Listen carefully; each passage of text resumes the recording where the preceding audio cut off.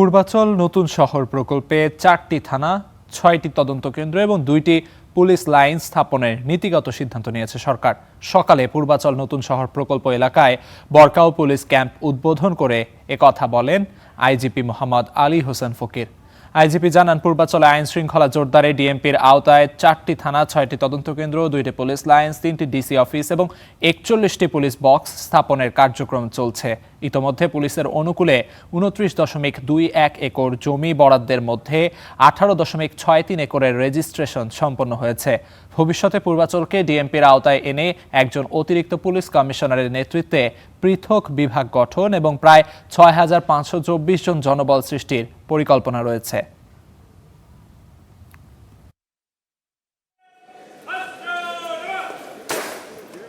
এই প্রকল্পের উন্নয়ন কার্যক্রমকে আরও বেগবান করবে।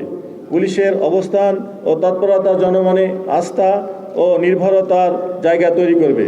এর মাধ্যমে মেগাসিটি ঢাকার আয়তন ও কলেবর যেমন বাড়বে, তেমনি নাগরিক সুযোগ সুবিধা সহ আইন শৃঙ্খলা পরিস্থিতিও একটি সুসংগঠিত কাঠামো পাবে।